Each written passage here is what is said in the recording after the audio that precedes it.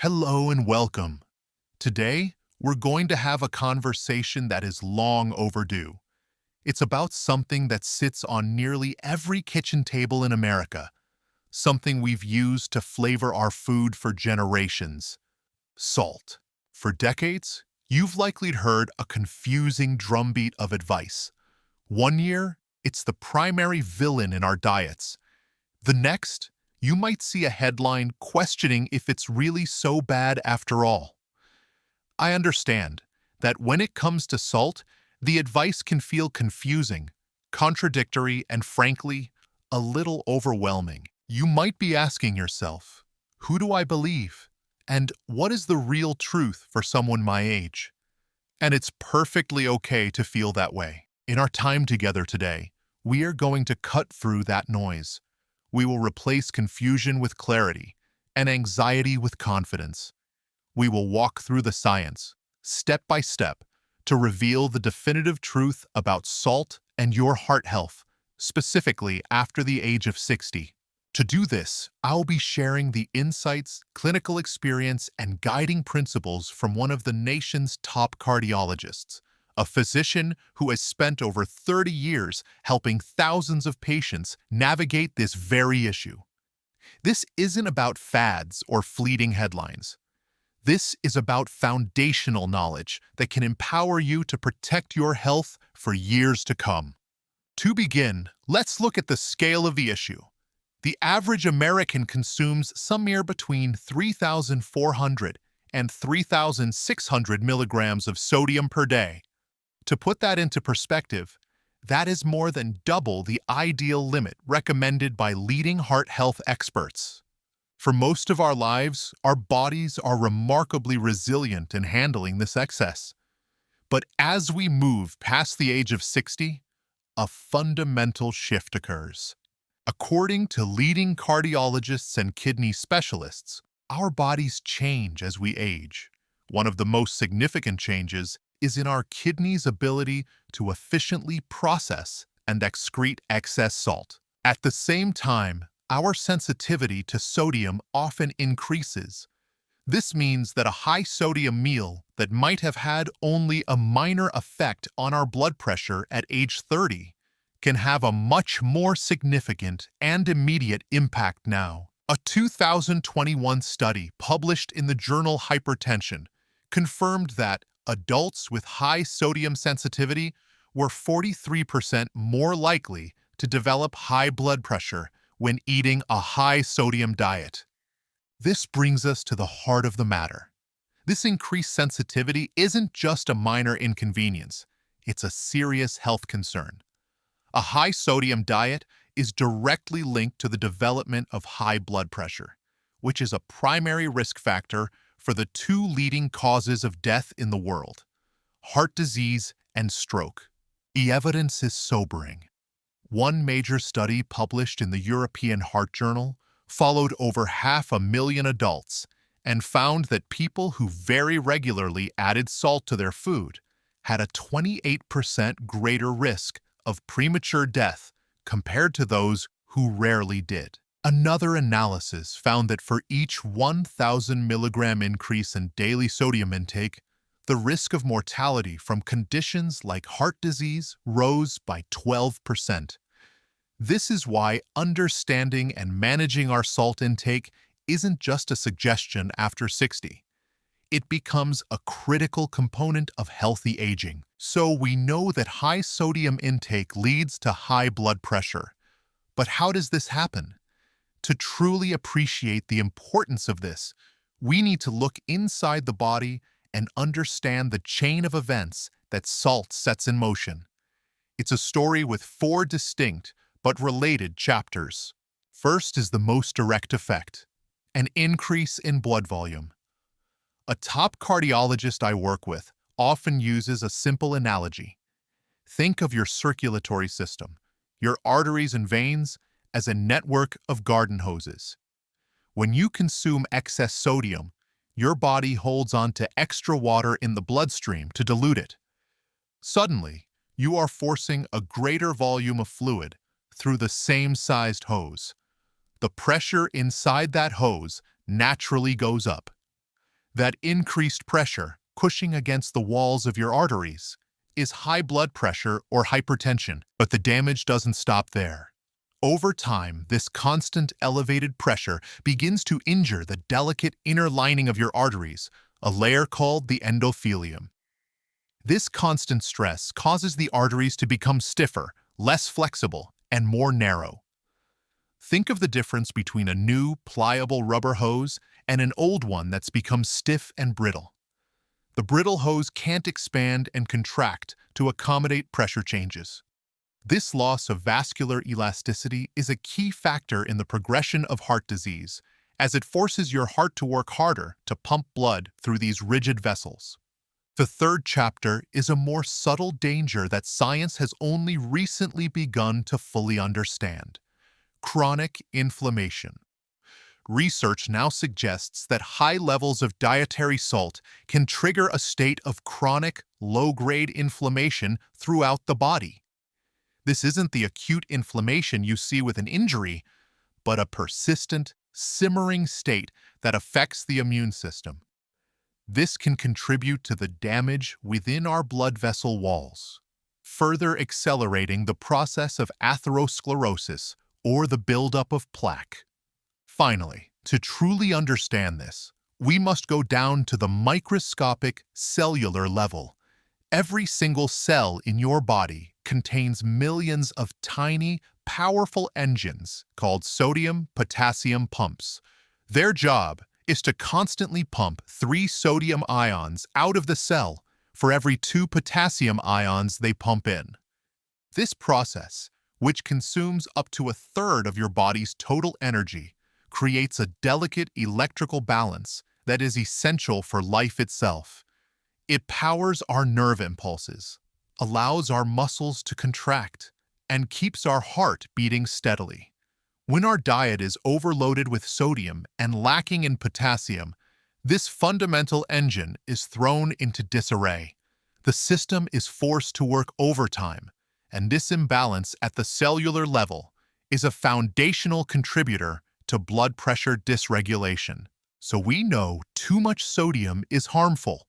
But how much is too much? This is where the numbers come in, and I want to make them crystal clear, because this is where a lot of the confusion lies. The American Heart Association, a leading authority on cardiovascular health, recommends an ideal limit of no more than 1,500 milligrams of sodium per day for most adults. This recommendation is especially critical for those with high blood pressure, those with pre-hypertension, and anyone over the age of 51. To put that number in perspective, 1,500 milligrams of sodium is equivalent to about 2/3 of a single teaspoon of table salt for the entire day. The general dietary guidelines for Americans suggest a more lenient upper limit of 2,300 milligrams, which is about 1 full teaspoon of salt. But for our age group, the lower number is the safer target. Now, you may have seen news reports or studies that seem to question these strict limits. Some researchers have pointed to a phenomenon called a J-shaped curve, suggesting that for the general population, extremely low sodium intake could potentially have its own risks. This has understandably created confusion. However, the clinical consensus from the leading cardiologists I consult with is unequivocal, especially for adults over 60. For anyone who already has high blood pressure or is at risk for it, which includes a vast majority of seniors, the proven, significant risks of too much sodium far outweigh the theoretical risks of aiming for a lower intake. For this reason, these experts strongly advise that the 1,500 milligram target is the safest and most protective goal. I understand this can feel restrictive at first. The thought of limiting yourself to just 2/3 of a teaspoon of salt for an entire day can seem daunting. But a helpful way to reframe this comes from a heart health dietitian who advises her clients to think of it as a daily sodium budget. If your budget is 1,500 milligrams, you can spend it across your day. For example, That could be around 350 milligrams for each of your 3 main meals and 200 milligrams for 2 snacks. Suddenly, when you break it down like that, it feels much more manageable. This isn't about achieving a perfect zero-sodium diet, which is both impossible and unhealthy. It's about taking back control through knowledge and mindful choices. The single most important truth to understand about sodium is this. For most of us, the salt shaker on the table is not the main problem. According to the American Heart Association and the CDC, more than 70% of the sodium we consume, some estimates put it over 75%, comes from processed, packaged, and restaurant foods. It's added long before we ever pick up a salt shaker. So where is it all hiding? The American Heart Association has identified a group of common foods they call the Salty Six, which are major contributors. Let's walk through them, because some will almost certainly surprise you. They include breads and rolls.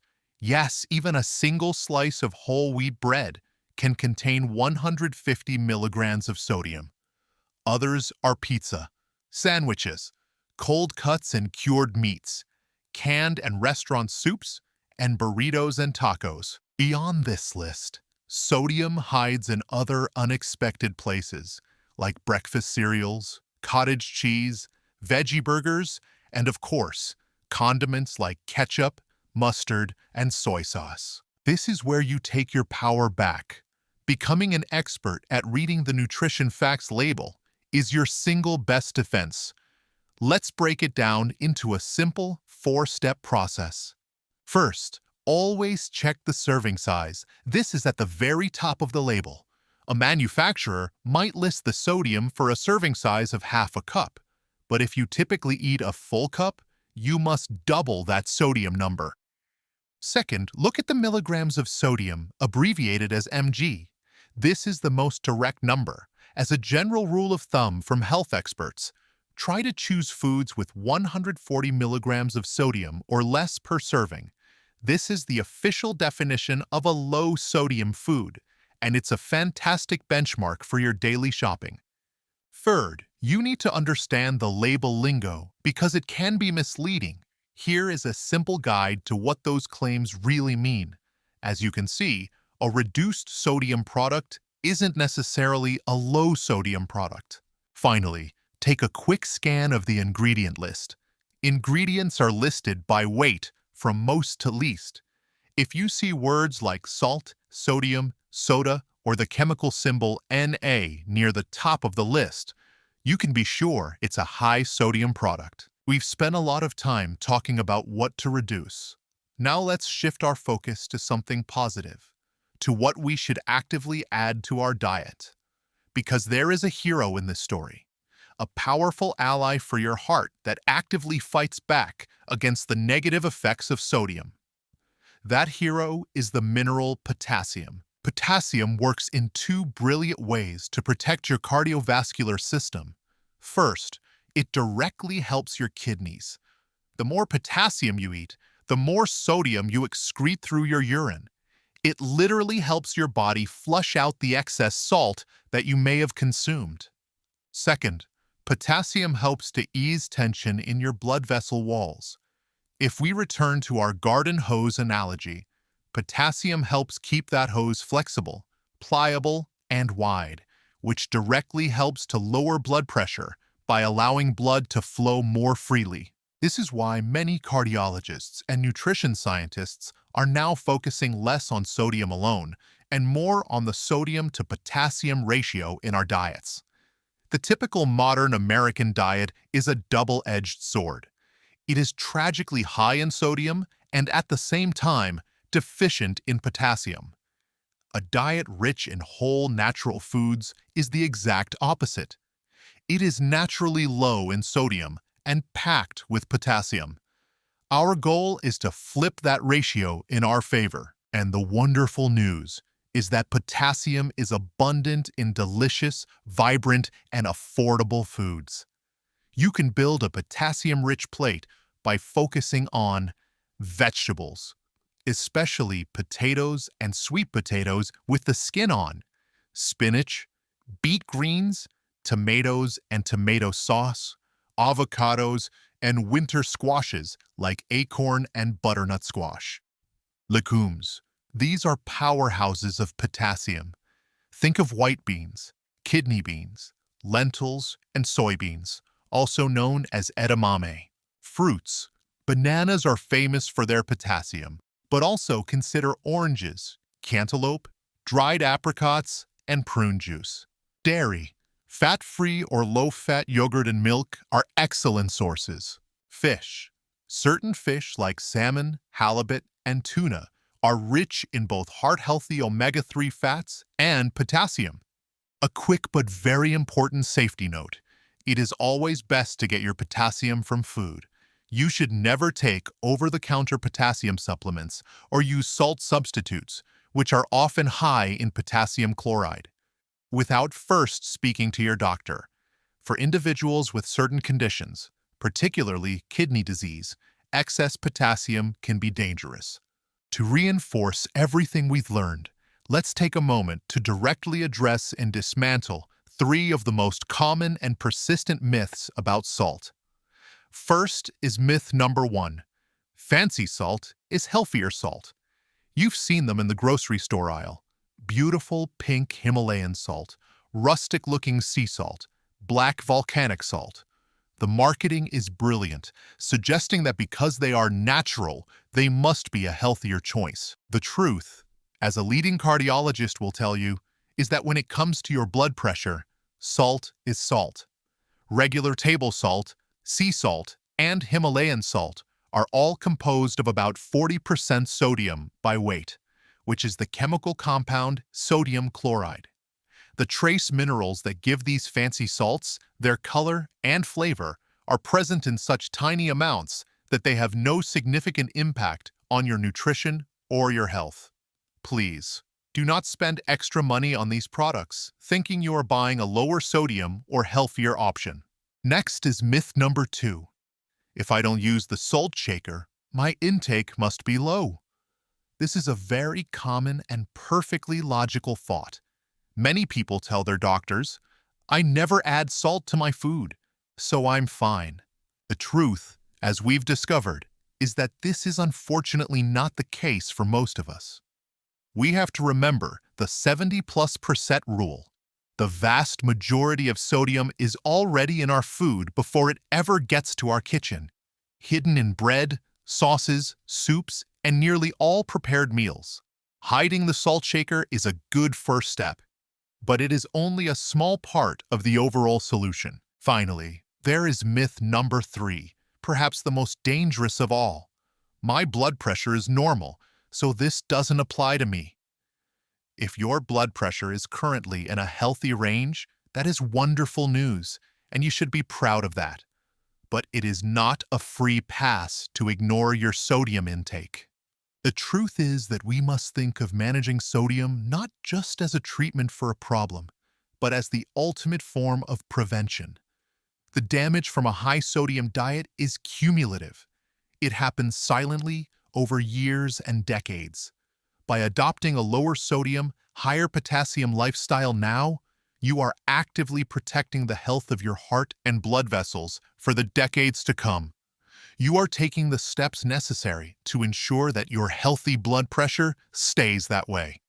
Now let's bring all of this information together into a simple, practical action plan. The biggest fear many people have when they hear about reducing salt is the fear of bland, flavorless food. But as one heart health dietitian puts it, this is an opportunity to explore a rich world of creative and flavorful alternatives. First, embrace herbs and spices. Instead of reaching for salt, reach for garlic powder, not garlic salt, onion powder, smoked paprika, oregano, thyme, and rosemary. Use them generously. Second, lean on acidity. A simple squeeze of fresh lemon or lime juice or a splash of balsamic or apple cider vinegar can brighten the flavors in a dish and provide the same kick that our taste buds often get from salt. And most importantly, Cook from scratch as often as you can. This is the single most effective way to take complete control of the sodium in your diet. Now, I need to speak directly and very carefully to those of you who may be living with a diagnosis of heart failure. This is critically important. While the general advice for heart health is to lower sodium, the science for patients with established symptomatic heart failure is more complex. Recent, large, well-designed clinical trials, like the landmark Sodium HF trial, have shown that putting patients with heart failure on a very strict low-sodium diet did not reduce the risk of hospitalization or death. In fact, some research suggests that very aggressive sodium restriction in these patients can have unintended negative effects on the body's hormonal systems. What does this mean for you? It means that your sodium and fluid intake must be guided exclusively by your personal cardiologist and your care team. Your needs are unique and different from the general population. Please, do not make changes to your diet based on general advice like this video. It is essential that you follow the specific plan that has been designed for you. For everyone else, let's recap our SMART strategies. At the grocery store, stick to the outer aisles where the fresh, whole foods live. When you do buy packaged goods, choose low-sodium or no-salt-added versions.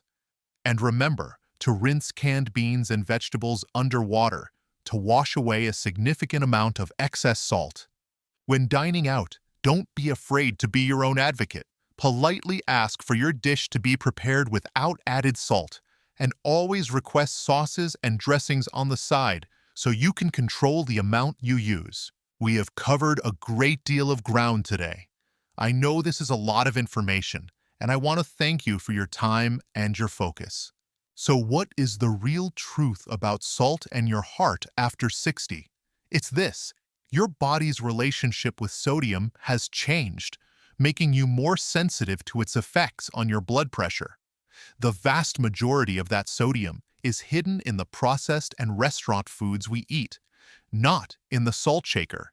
And your most powerful strategy is a two-part approach: reducing your intake of high-sodium foods while actively increasing your intake of potassium-rich whole foods to help restore your body's natural, healthy balance. I understand this can feel like a big change, but what I want you to remember is that knowledge is power.